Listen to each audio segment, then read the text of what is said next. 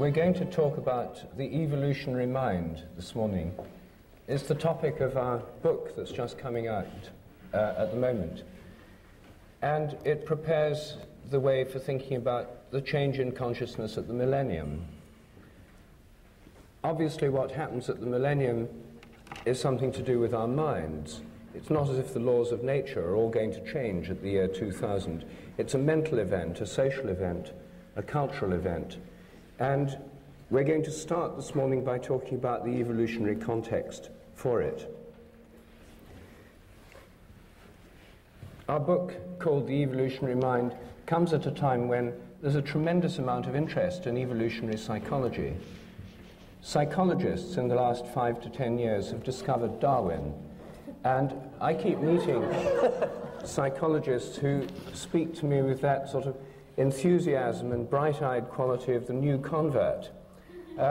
They've seen the light, they've discovered Darwin, and I wonder why, as a biologist, they haven't discovered Darwin a long time ago. Darwin, after all, opened up the field of evolutionary psychology with his book, The Expression of Emotions in Man and the Animals. And there was a lot of speculation at the end of the 19th century about the evolution of consciousness. However, academic psychology this century has got involved in behaviorism, rats in cages pushing levers, and now cognitive psychology, computer models of neural processes, none of which has left much space for evolutionary theorizing. So they've come rather late to this evolutionary speculation. There's been permission given to biologists to speculate about evolution of the mind in this way by the analysis of selfish genes. They feel if they're talking about selfish genes, it's somehow scientific, and it's given everyone permission. This kind of discussion is epitomized in Steven Pinker's recent book, How the Mind Works. And it's based on the idea that human behavior is determined by genes. There's a gene for everything, and they then work out in theoretical terms what these genes would lead us to expect, the selfish behavior of the genes.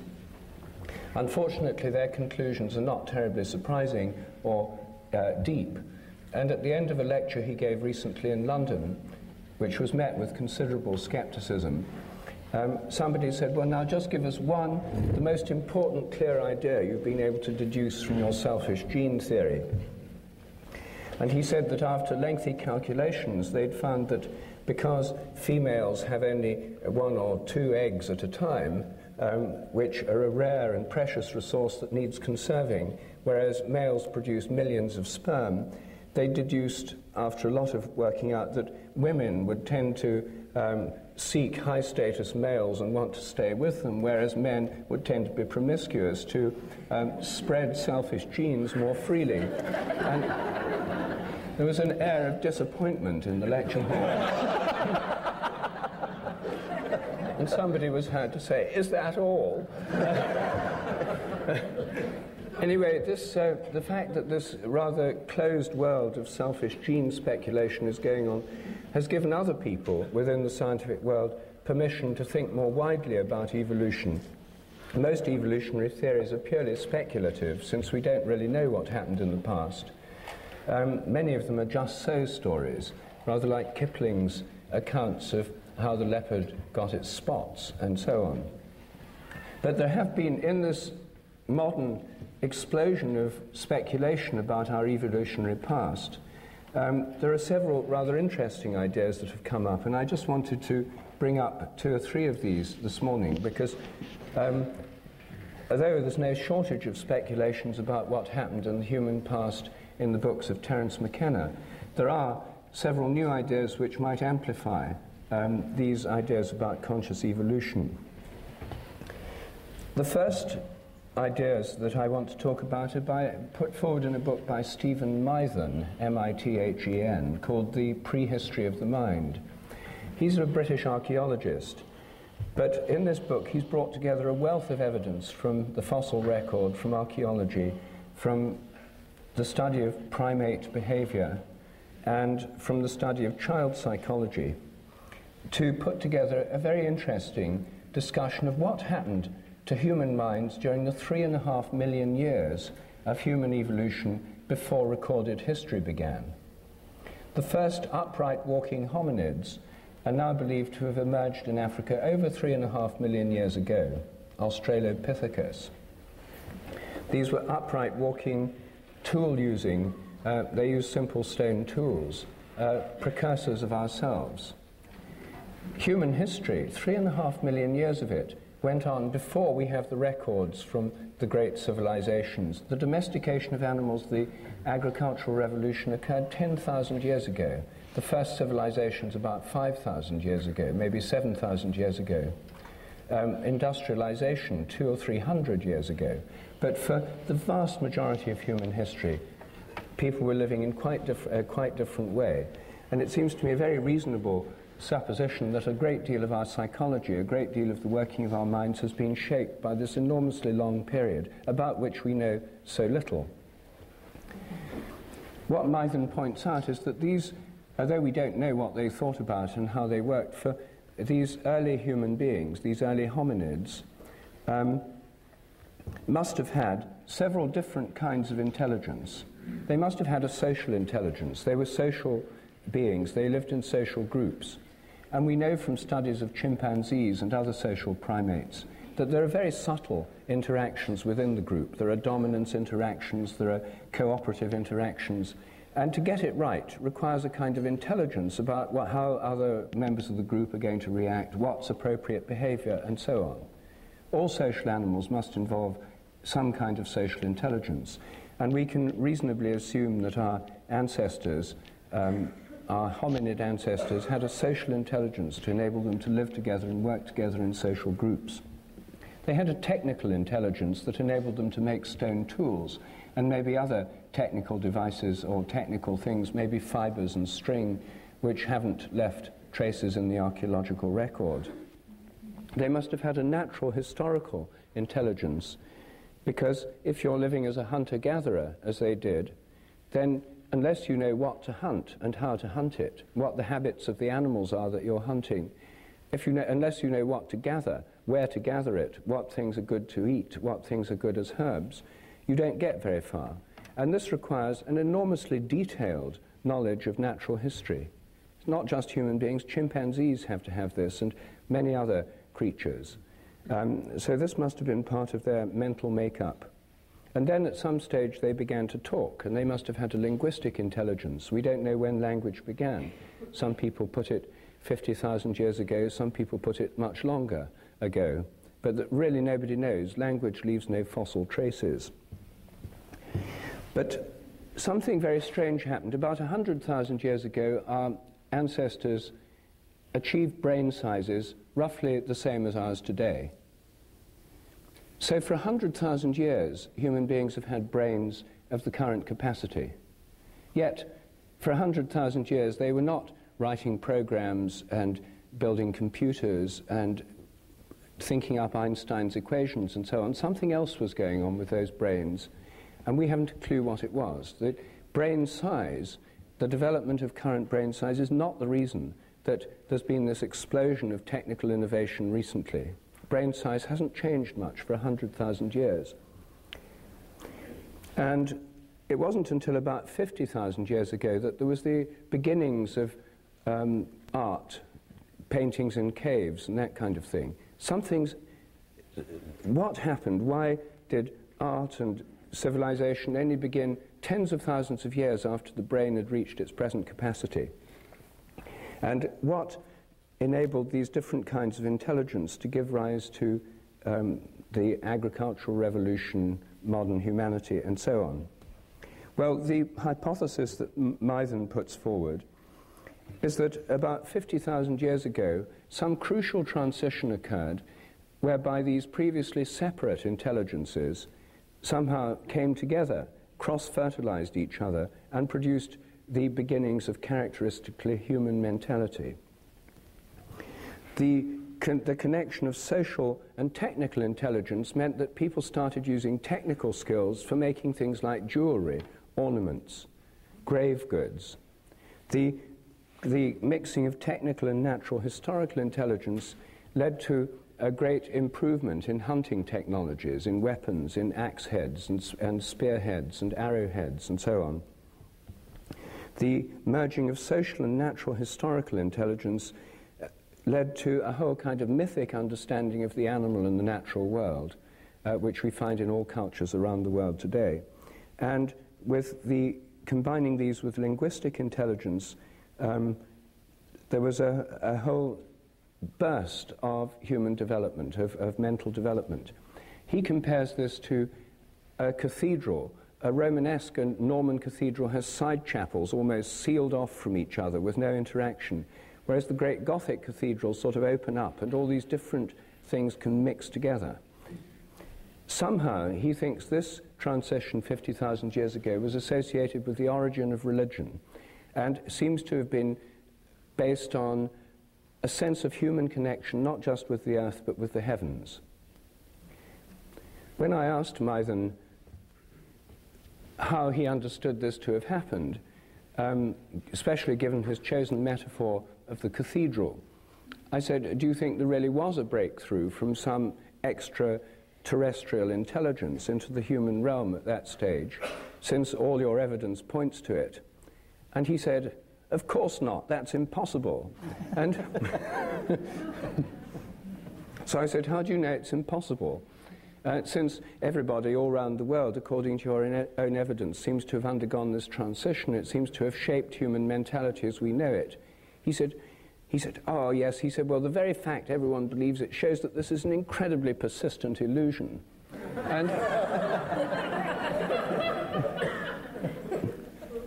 And I said, but how do you know it's an illusion? He said, because it's so persistent. And I said, surely you can have things that are true that are persistent too. He admitted in the end it was just a matter of opinion. But everything he said points towards some breakthrough to another realm of consciousness around 50,000 years ago, and something that happened with human groups all around the earth. And I think this is the first time I've seen a convincing building up of evidence from somebody who's coming from a very hard-nosed position that gives us some clue as to a major shift in consciousness that happened, and it involved some connection with a higher dimension. Now, some people will like to interpret that in terms of visits of spaceships, chariots of the gods, and so forth. I think that there are many other ways of thinking about it, and I can guess that Terence will be able to suggest at least one. Consider it done.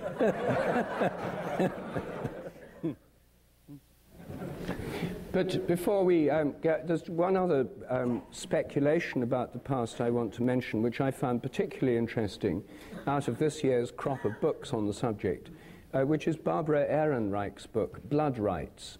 She's an American writer based in New York, and in her book, Blood Rights, completely changed around my idea of human prehistory. What she shows very convincingly is that our image of man the hunter striding forth onto the African savanna about 3 million years ago is, in fact, pretty implausible. Human beings were small, they couldn't run very fast, they weren't particularly strong, their tools were extremely primitive. It's much more likely that for most of human history it was not man the hunter, but man the hunted. In fact, most bone remains of early hominids show the marks and scratches and tooth marks of large cats on them. Human beings were on the African savanna with lots of game, but also with lots of big predators. They were extremely vulnerable.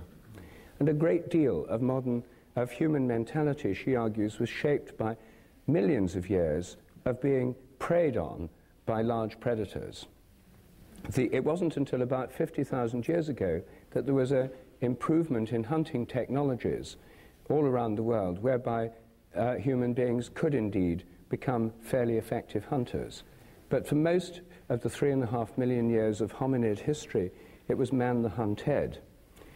She shows very interestingly that this sheds light on many religious traditions, because in many religious traditions there's the idea of the victim, the sacrificial victim.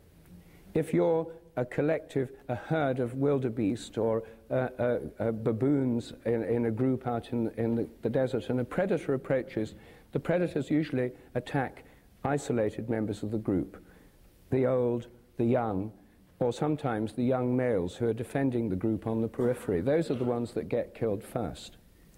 And when they've killed one of them, they start eating it, and very often the rest of the group then relax, and they often stand round and watch the predator eating the prey, because once they've got one victim, they're not hungry anymore, they're not interested in the rest. So one dies for the sake of the rest. This is a simple fact of predation. And she shows that this pattern, the idea of a sacrificial victim that dies for the sake of the rest, is deeply embedded in our consciousness as an archetypal pattern based in this biological fact of predation and the fact that we were preyed upon. She also shows that most of the early visions of gods and goddesses were in the form of carnivores. Even Jehovah is a carnivore. The story of Cain and Abel, where Cain is a farmer and offers the fruit of the earth to God as a sacrifice, and Abel is a herder and offers a sheep. God prefers the sacrifice of Abel. He prefers meat to vegetarian diet, and that's why Cain kills Abel. He's jealous. And so this carnivorous quality of the gods is associated with images of the gods in association with predatory animals. She then goes on to show that whole nations identify with predators as a kind of justification for war-making, where the whole nation becomes like a predator. The symbol of England and many other countries is the lion, of America, of the United States, the eagle, and so on. All around the world you find these predatory animals as national emblems. Well, I think her insights are particularly interesting, and because of this long history, it shows so much of our mythology, religious structure, and fears are related to this long period of being preyed on. She shows the fantasies, the nightmares of young children in modern cities like New York until they're about 5 years old, and not about child molesters and realistic fears, or at least the fears their parents have. They're about being eaten by monsters and wild animals. This is what most children's nightmares are about. And this would go back to a long period of history. So here we have two ideas, Mythen's ideas and Barbara Ehrenreich's ideas about early human history, which would give memories. I would think of them as memories in the collective memory through morphic resonance. Jung would call them collective archetypes in the collective unconscious. Things which are built into our past, our memory, that have shaped the way our minds are today, of which we're largely unaware, because our normal study of history begins with the civilizations of the Near East, with Egypt, with Greece, Rome, and so forth, and leaves out the previous 3.5 million years of human history, which have really done so much to shape our evolutionary nature, and therefore condition the way we respond to each other today and in the future.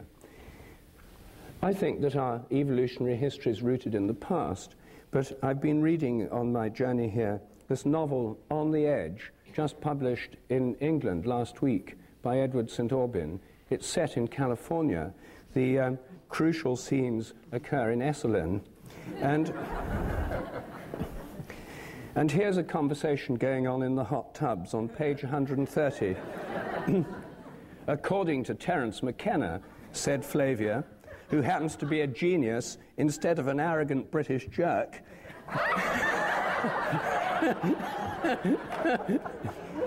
history is rooted in the future. So,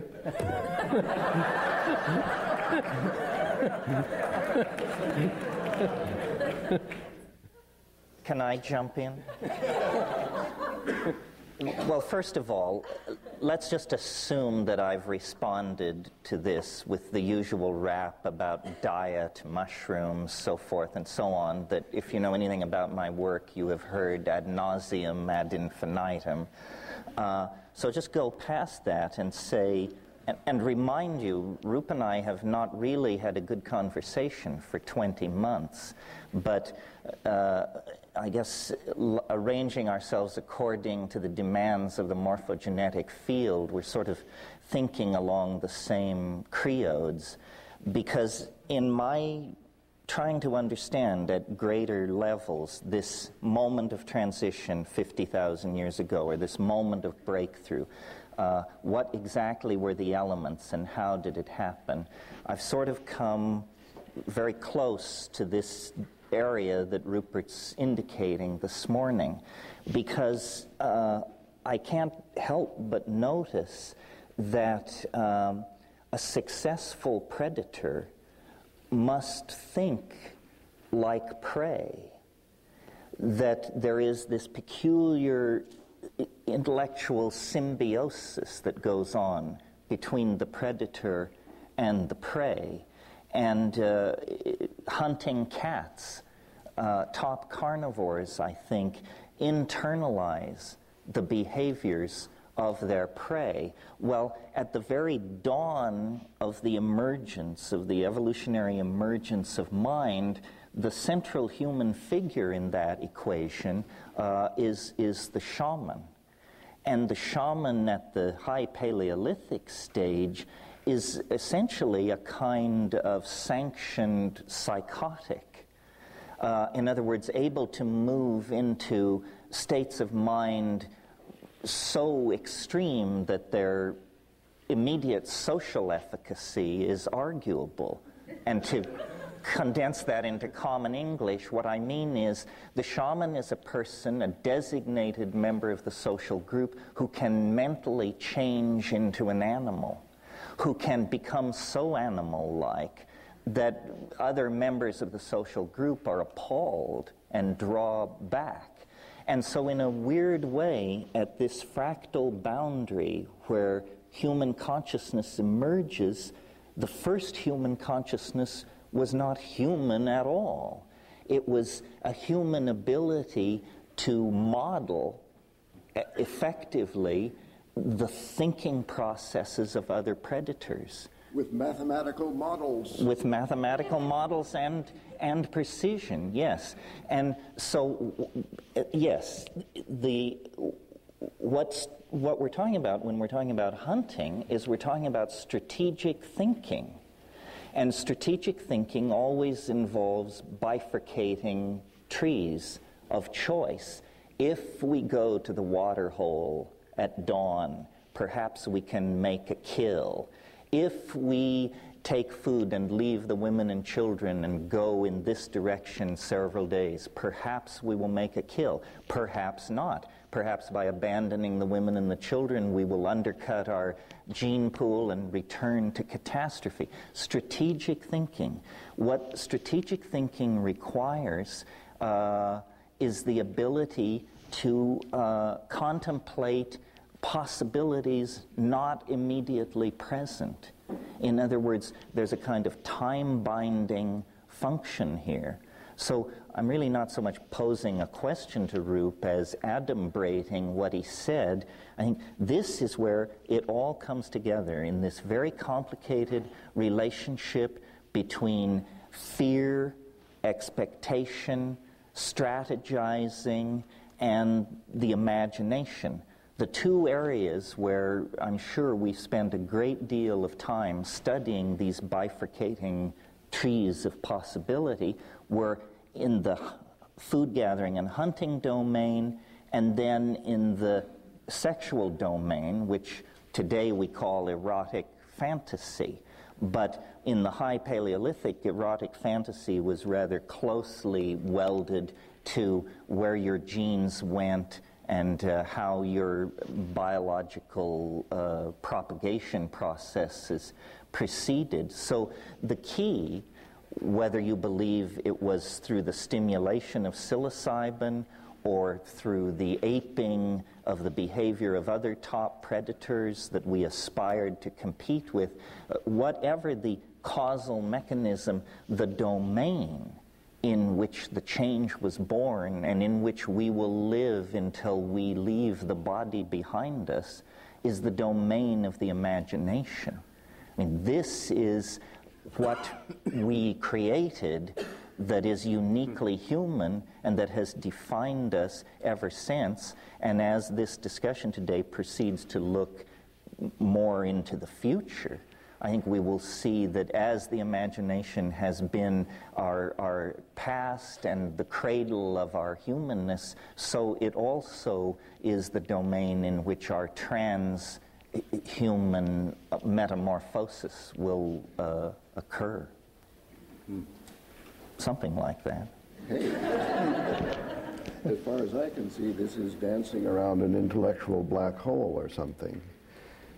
Here we have, the question is posed, as I gather of Stephen Mython, that in the evolution of consciousness or culture, I'm not sure which, that there was a bifurcation 50,000 years ago, which is of interest to us because we're in one now.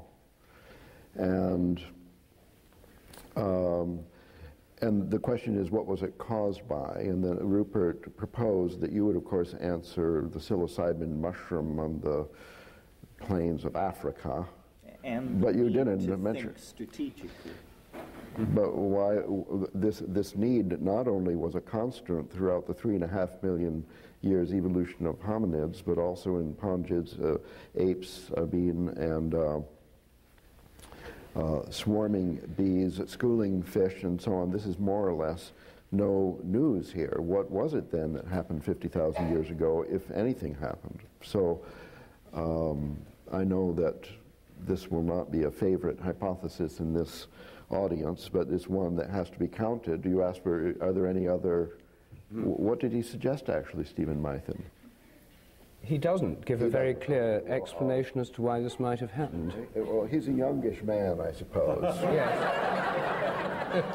Who probably has not read the great books of his predecessors, such as, let's say, for example, Alexander Marshak, who led a great group of, a combined group of two species, neurophysiologists and archaeologists, in the distant past, to propose that miracle that occurred, like the beginning of Cro-Magnon 50,000 years ago, had to do with a structural change in neurophysiology. This presents the view, if you want to look at it that way, God as a brain surgeon, also known as the hole in the head, where the connection between the hemispheres was improved in the corpus callosum, and this physiological evolution provided a evolutionary advantage in hunting and so on. And as an evolution theorist, you would have to say, well, if there was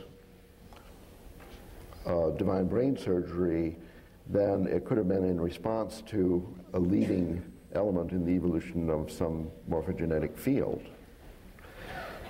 Now, thinking of this as it's a chicken and egg kind of thing, is like the physiological change. There was a physiological change, was there not? Didn't Stephen Mython mention that? Well, you can't from skulls. All you've got is skulls. No, you can. That's the whole point, that these skulls have been examined microscopically by Alexander Marshak. And the changes in the skull, morphological changes, sharply divide that particular event, including the enlargement of the frontal lobes, which was considered, because of Broca's brain, to be the physiological foundation for the development of speech. Whereas we would say, probably, I'm guessing we would agree that the enlarged brain, Broca's brain, evolved because as we had already started speaking and had the need for more vocabulary, the things favored the larger vocabulary in terms of hunting, gathering, escaping large carnivores, and so on. Anyway, there's a dichotomy of two different views about this bifurcation, the divine intervention one and the physiological DNA random mutation natural selection one. Isn't that it? And in this dichotomy, we see you opposed, because Terence believes the eating psilocybin mushrooms is a purely material explanation, right? It requires no recourse to a divine intervention in the field. Angels, dreams, you use the word imagination. But he's not suggesting a literal divine intervention. He's just speaking metaphorically. Well, Mython's speaking metaphorically. I think I'm speaking literally. Because I think, you see, one of the things we have to explain is that religion, or some sense of a beyond the human realm of consciousness, is found in every human culture today, in some sense, in some way or another, a world of spirits, a world of angels, of gods.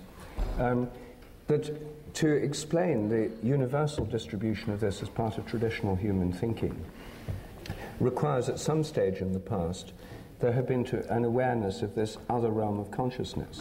Now, this is not incompatible with psilocybin or any other drug hypothesis, because those might have kick-started this connection with another realm of consciousness. But if we assume that today, all over the world, shamanic cultures and all other cultures have the sense of other levels and other kinds of conscious entities beyond the human level, some in animal forms and some in forms way beyond that, we have to assume that at some stage in the past there was a linking with these other realms of consciousness, whatever they are. Not just metaphors, not just archetypes in the collective mind, but forms of consciousness that might well, and I think actually are, out there.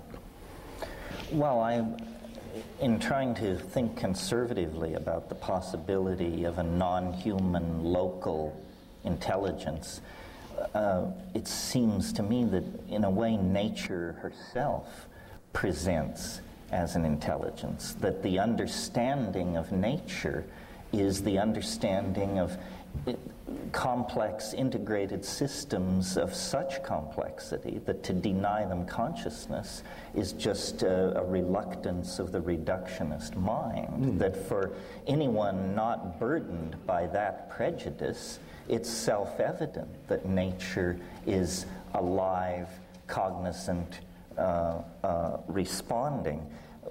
It's interesting that really all it seems we can agree upon here is that the time frame is roughly 50,000 years. Well, so a whole bunch of things are triangulating on that moment. One could say, as I've argued, that it was the eating of psilocybin mushrooms. You could make a more general statement and say that was a subset of the consequence of an omnivorous diet. But if I may, sure. Where exactly were these mushrooms 100,000 years ago?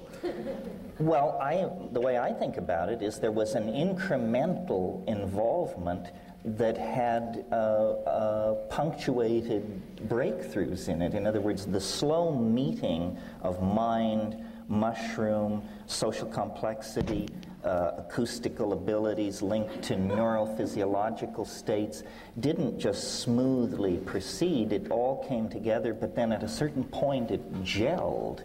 And this is this 50,000 year point where social understanding, technology, linguistic repertoires, depth of diet, Well, you're clinging to this material stuff. I think it's about time that we... Well, there will be a material component, here. Even if you believe angels descended from on high. Well, I suppose that, you have the software that draws the novelty wave. You're a novelty theorist. We might appeal to novelty theory as a explanatory strategy here, a cognitive strategy in dealing with the bifurcation 50,000 years ago.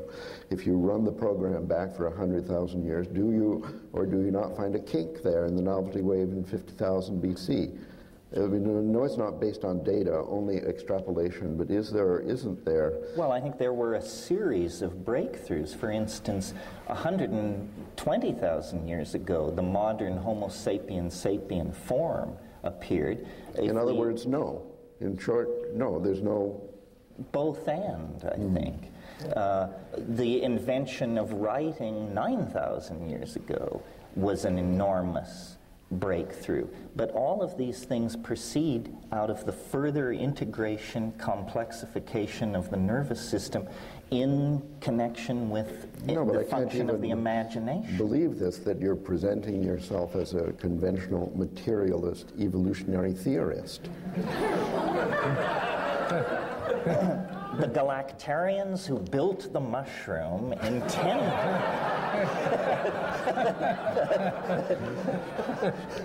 This is your pal, your favorite Well, you see, with author. the mushroom theory, you can always just say they encountered the mushroom and then it proceeded from there. But you can go one step back and say, who placed the mushroom in their I'll give you a path? hand there. I'll give you a hand there.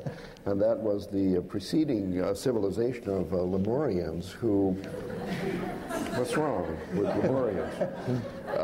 They died out at that point because they had poisoned the environment with toxic chemicals and created global climate warming, which resulted in a drying of the desert, the Sahara Desert, from which sprung forth a bloom of psychedelic mushrooms that had been hiding under the surface previously because it was too wet.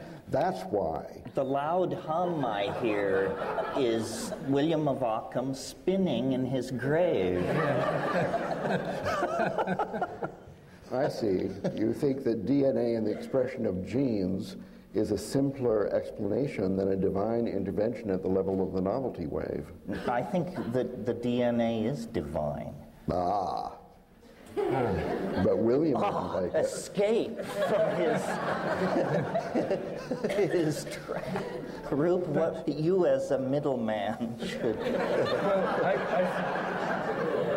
I think, you see, I can't quite get your position because the new hard-nosed skeptic that you're revealing to us here and in other places, you see, it doesn't seem to fit too well with Terence McKenna on non-human entities, machine elves, etc. I mean, the idea of other kinds of consciousness, other forms of entity that are not just inside our brains and appearing in relation to deranged states of mind, pharmacologically induced. The idea that they're out there seems to me an essential part of most of what I've heard you say over many years. Well, I'm sort of getting into what I intend to say later, but I think the key thing is not to concentrate on materialist versus non-materialist explanations, but to realize that the new vision of nature is not as matter or energy, but as information. And information is expressed in the DNA, it's expressed epigenetically in culture. What's happening is that information was running itself on a primate platform, but evolving according to its own agenda. In a sense, we have a symbiotic relationship to a non-material being, which we call language. And we think it's ours, and we think we control it. This isn't what's happening. It's running itself. It's time-sharing a primate nervous system and evolving toward its own conclusions. Now I've just shot my talk, so... And it's so early in the morning. Yes, well, this is this damn drug I'm drinking. It makes you give it all away too soon. But I think, I mean, the discussion so far has been remarkably earthbound. And if we assume that information is not confined to this planet, if we, to put it in your information terminology, if we assume that consciousness is not limited to the Earth, if we assume that there are not only conscious beings on other planets, but also that other elements of the universe, like stars, suns, galaxies, may have minds or consciousness, which I do assume, then it becomes very likely that at some stage a consciousness on Earth could link somehow with those higher forms of consciousness.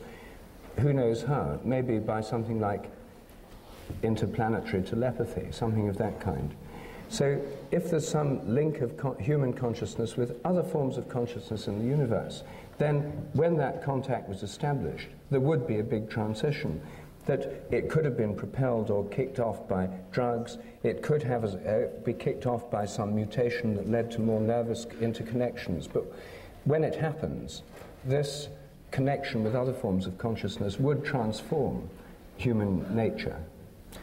Yes. And it would fit with the facts, because there's a belief in this. You see, now we're off the planet at last. Can I remind you, Terence, of a quotation from the front pages of your first book, speculating that mushroom spores are intergalactic travelers, that they have a hard case impervious to ultraviolet rays that enables them to float on the galactic wind from planetary system to planetary system, bringing us, as Rupert suggests, linguistic communications from other life forms, including immaterial life forms that they've been in conversation with in the past. I think that this is an approximate summary of your preface. But notice how materialist and space and time bound that hypothesis is. I could agree with everything Rupert said. I think now our intellectual toolkit has been enriched by the virtual confirmation of the idea that there is a Bell-type non-local aspect to the universe. So I do think we're in contact with all intelligence in the universe through the Bell non-local connection, but that means that it has no historicity, this connection. It has always been there, complete and entire. So why there is a sense of progressing toward it or it erupting through into normal earthbound affairs is not because someone in the Andromeda galaxy makes a decision, now we will reveal ourselves to the Earthlings. It's that the antenna system and the nervous system of the Earthlings evolved through a point where suddenly this became self-evident. Well, now we're coming to the question for the first time in the enlarged context in which we have not only all space but all time informing us. And here I may remind you of Father Bede's letter, which is quoted in the last chapter of our new book, where he challenges us to consider the mystical element, which he describes as, more or less in the language of David Bohm's implicate order, that all time and all space is somehow exists as a interconnected ball of intelligence, which is let's just assume such a thing. Nevertheless, the science of our colleagues is more or less a true story of evolution, that there was a change, that language did come upon us in a certain moment, that before that moment we didn't speak, afterwards we did, and so the question arises, and I think this is, in my interpretation, the question we started with here. How could it be that with or without a divine intervention that there is this more or less linear progress in human intelligence, culture, capability, tool using, and exponential population growth that is correlated without any causal implication with the descent of the novelty wave? Why do we have this peculiar artifact? This is an observational fact that there is this increase in complexity in civilization, apparently looking for a spectacular transformation, which we are associating with the word millennium now. What's going on? Well, novelty theory would just say the universe is a complexity conserving engine. Whatever complexity it achieves by any means, it makes that the platform for a further thrust into deeper complexity. If you don't like novelty theory... Because the morphogenetic field never forgets. It forgets a little, but it can be set back, but it can never be set back to zero, and it always, once it gets out of the ditch, it heads back in the same direction. It has a vector field preference. And then you mentioned David Bohm. His idea of emergent properties seems to achieve the same end without a telos of novelty theory. He simply says when you complexify a system, new properties will emerge suddenly and unexpectedly that couldn't have been predicted. If you put emergence theory with novelty theory, you see that the universe could not but proceed along the line of complexification of morphogenetic expression, density of connectivity, and all the things that retard entropy and give rise to, in fact, the complex, non-entropic, ordered, apparently teleologically informed cosmos that we're in. Well, now we see then that what you've described Why do you is... laugh? It was one of those verbs, was a bit extraordinary. Okay. That there is then revealed a kind of evolutionary theory as a cosmological hypothesis. This is a theological position, basically, that there is a timeless, implicate order, and there is life on planet Earth and in the rest of the universe, which evolves according to this theoretical rule by an increase of complexity. When something is revealed, there's a development. It's not forgotten. It builds upon that. And this mystical unit, while knowing all, is not telling all, but revealing gradually, because just that's the law of life as we know it. In three-dimensional space and time. With Rupert and I, really, from my point of view, the only difference between the morphogenetic field that he has enthusiastically proposed and the ideas of novelty theory is, for Rup, it's pushed from the past. For me, it's pulled from the future. Well, but that's what Teddy was saying in this book. Well, but what you get in the end of the day is the same thing. It's just a matter of preference and how much of orthodoxy you want to grind against. The phobia against telos is an artifact of 19th century deism and doesn't go very deep. You described the complexification of the universe as self-evident, and I believe it is self-evident, and the failure of science to address this is what makes it so frustrating and imprecise so late in the game. But the trouble with the emergence view you've been putting forward is that it's still very earthbound. You see, there's obviously been a major emergence of complexity in human culture. There's also been a huge emergence of complexity in the Amazon jungle and the Malayan rainforest, arguably far greater than anything we've achieved through technology, and millions of species of beetles, insects, plants, and so forth. But it seems to me that long before all these things happened on Earth, we've got the possibility of much higher levels of consciousness outside the Earth. And as you know, I'm a devotee of the idea of the sun as conscious. And the stars.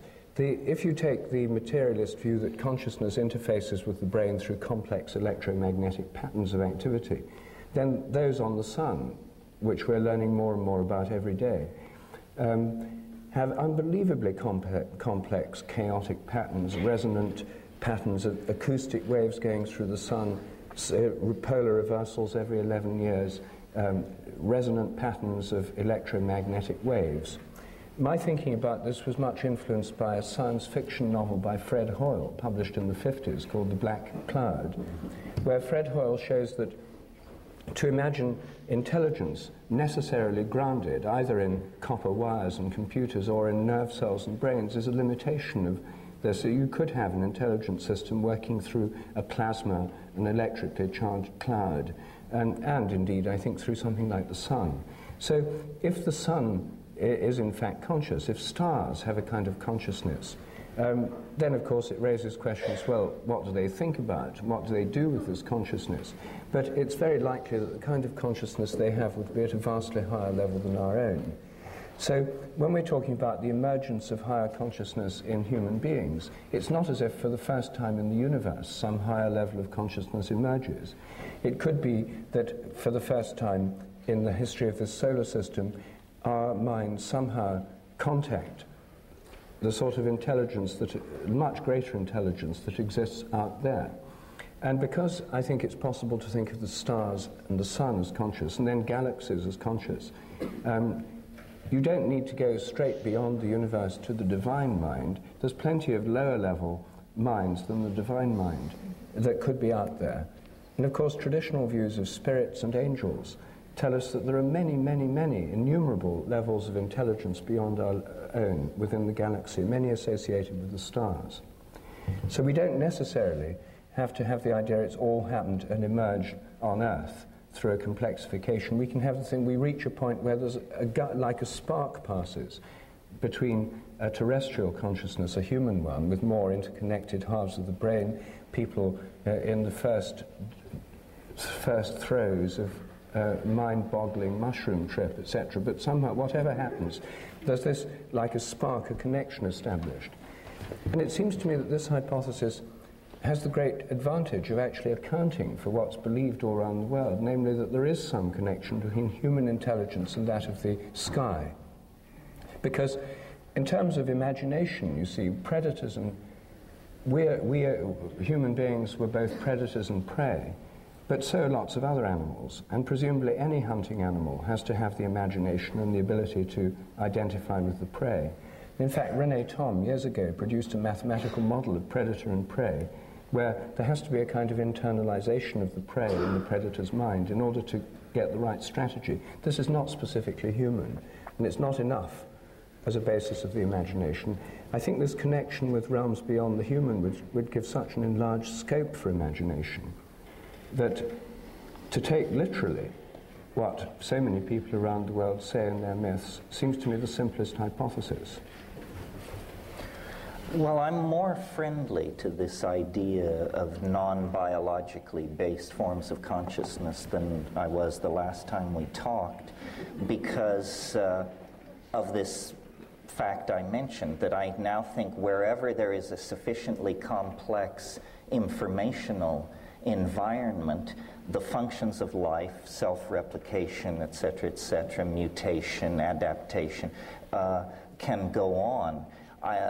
But obviously most of the intelligence in the universe would be utterly incomprehensible to us because it is so different.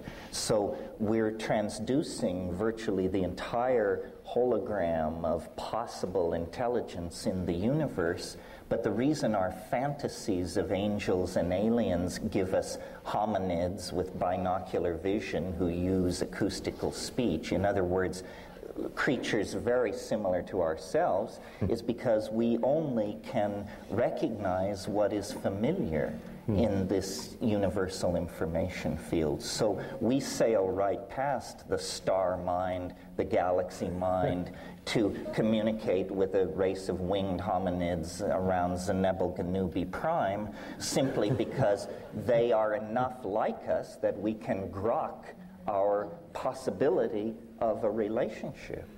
It seems to me that this is just very begging the question in traditional and cheap fashion. Because, oh, good, Ralph.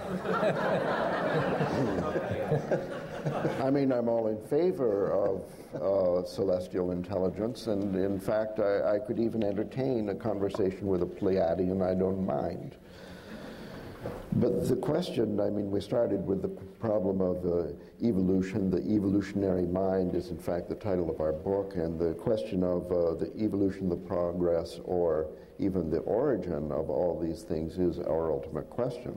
Now, if our view is local to planet Earth, we can say, okay, we're being taught by bolts from the blue, and we have these, meddling celestial intelligence that are reaching out, pretend to be Bell and tell us Bell's theorem, give us mushrooms, pretend to be sent from the solar wind or whatever. But where do they come from? The evolutionary problem then is just transferred onto another more remote place. Now, as I understand, Rupert's idea of the morphogenetic field is that these other places are also in evolution, and the whole system is in coevolution, and that is an attempt, I think, one of the first ones in the history of intelligent discourse on this subject. The first attempt to get rid of the hypothesis of timeless truth.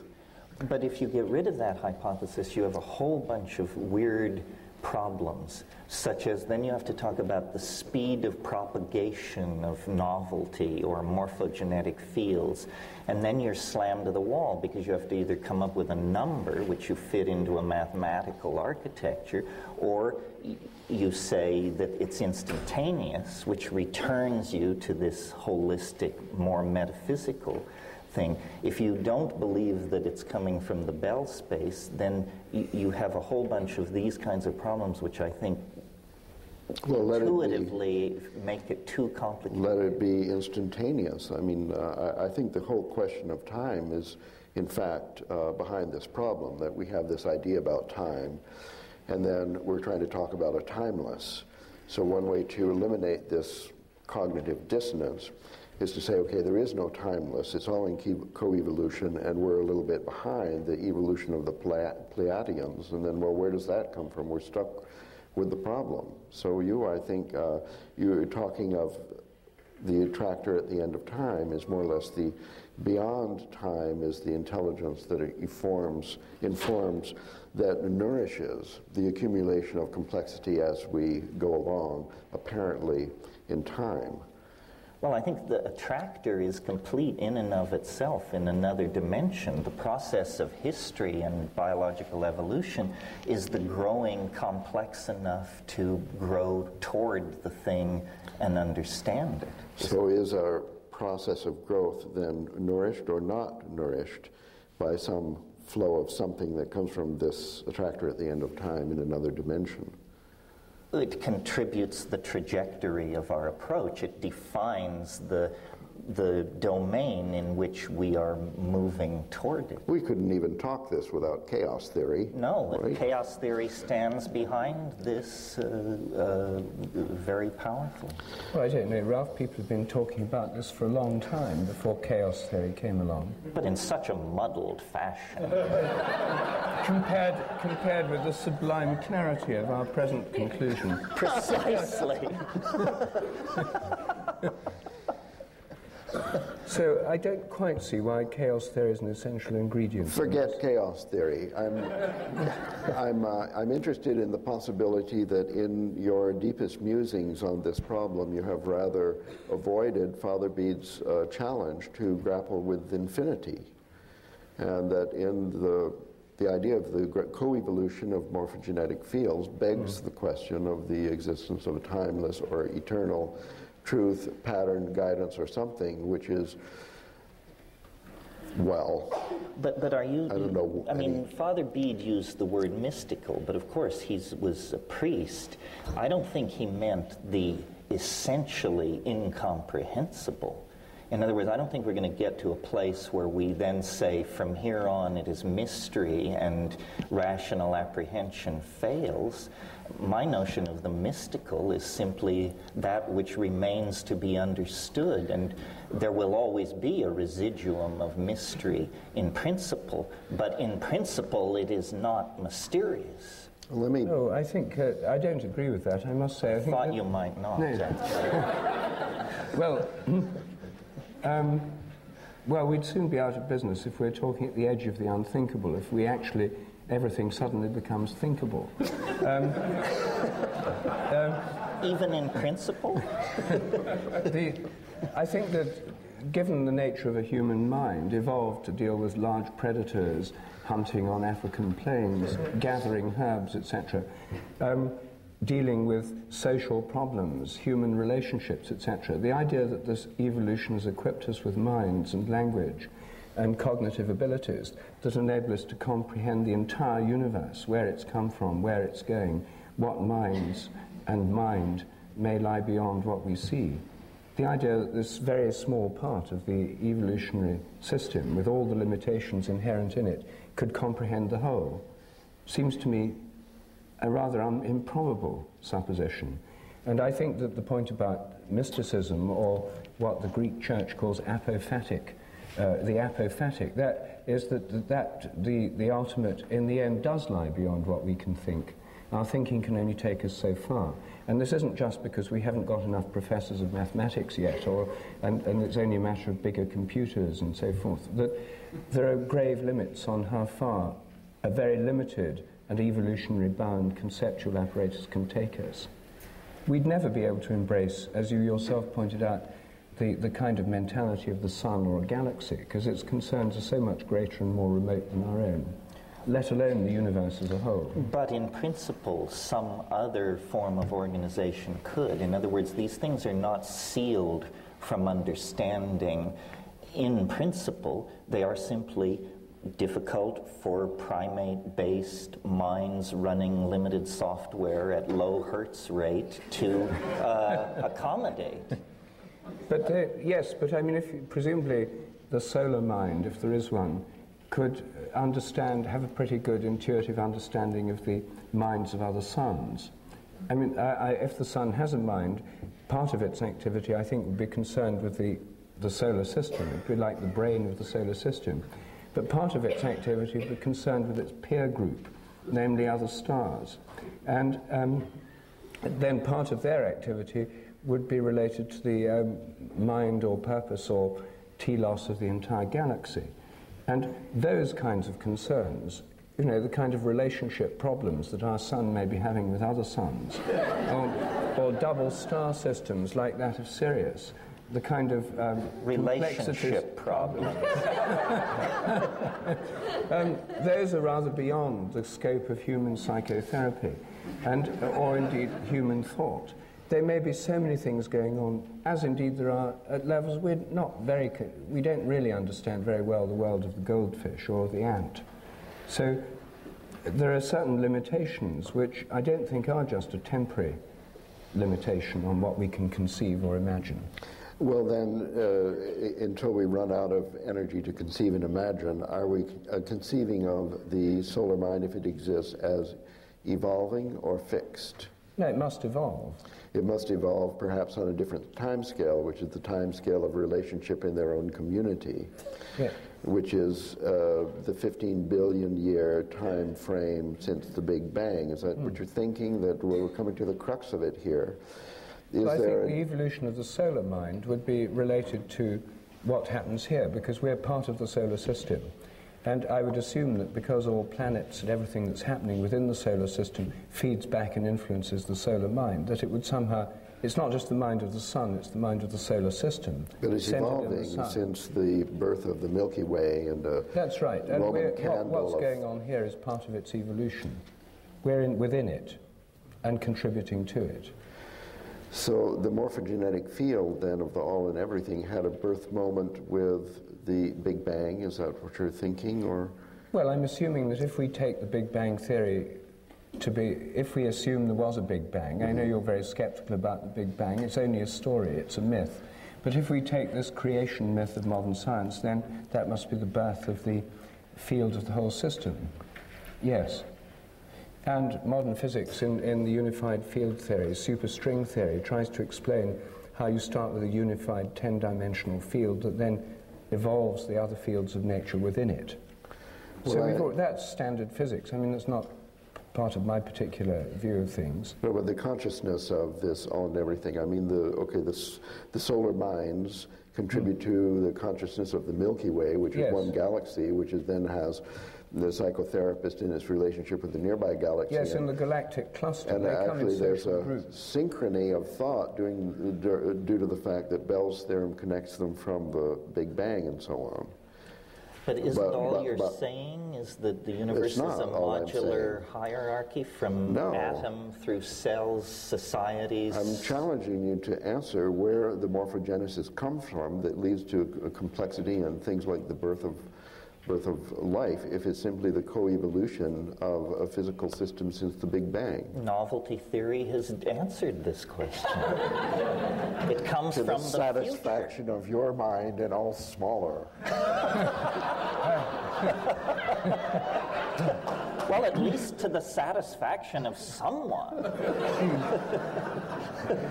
But it doesn't explain either the origin of the novelty wave itself, nor does it, you see, there are many models, of course, of cosmic evolution, and one of them is that because you have the cosmic expansion, that for some reason the primal explosion, Big Bang, throws everything apart, so it's all moving apart. That means things cool down. As they cool down, more form and order can appear, and it literally makes more space for things to happen in.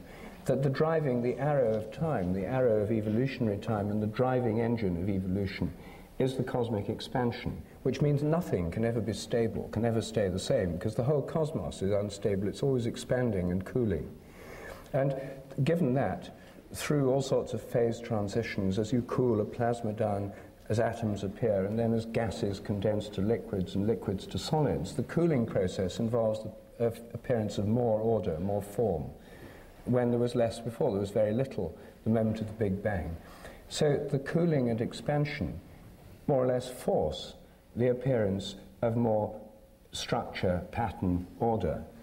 And you could say that that gives scope for creativity all the time. There's always the scope for new things to happen. And it's a long-standing debate among evolutionary theorists as to whether this is following a pre-established plan or being drawn towards an already existing future goal, or following a pre-existing set of laws or rules like the novelty wave, or whether it's all being made up as it goes along. And I'm much influenced in my thinking by Bergson, Henri Bergson. In his book Creative Evolution, he very strongly defends the idea it's all being made up as it goes along. That doesn't mean to say that around the evolutionary process are not minds and imagination, but it makes the creative process of evolution more interesting rather than less, because it's not decided what's going to happen next. There are imaginations of many levels, including human imaginations, at work here, looking at alternative possibilities. New things happen, and then what happens next depends on what's happened already, and the new possibilities of imagination that open up, but without the goal being fixed in advance. No, I have no problem with that. I don't see how, for instance, someone could hypothesize that all the laws came into existence simultaneous with the Big Bang. For example, did the laws of gene segregation come into being a billion years before biology existed anywhere in the universe? That seems naive and preposterous. Whitehead had this idea of what he called the aboriginal God. What we call natural laws are simply habits of a very ingrained sort, and habits can change, and in more dynamic regimes, a mind, a society, habits can change overnight. So what is given is that there shall be ever greater complexity. What is not given is how this complexity shall arrange itself, or what the final end state will be. It's a story that's being told as it unfolds. It's a game whose one of the rules of which is the rules can change. How are we doing here time-wise? Good. Good. Okay. Real good. Good.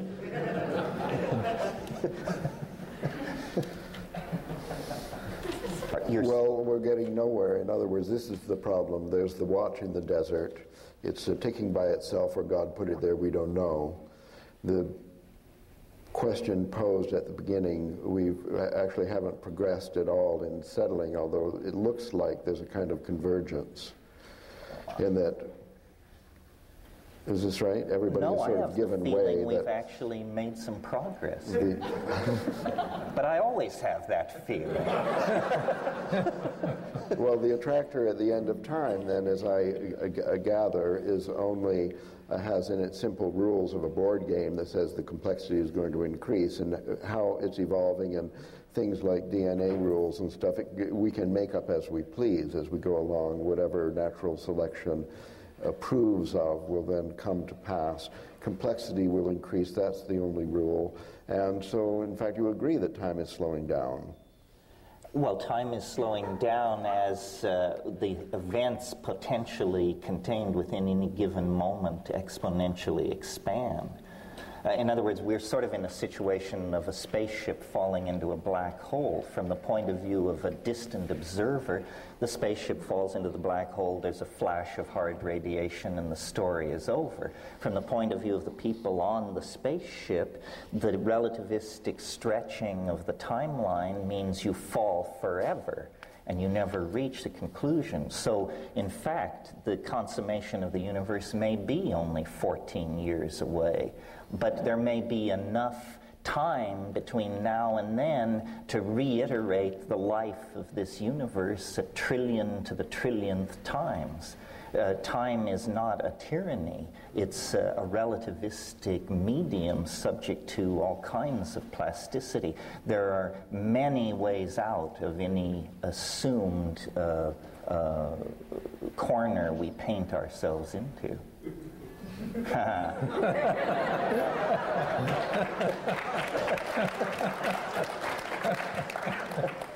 Do you think, no, I think we've ground to a halt.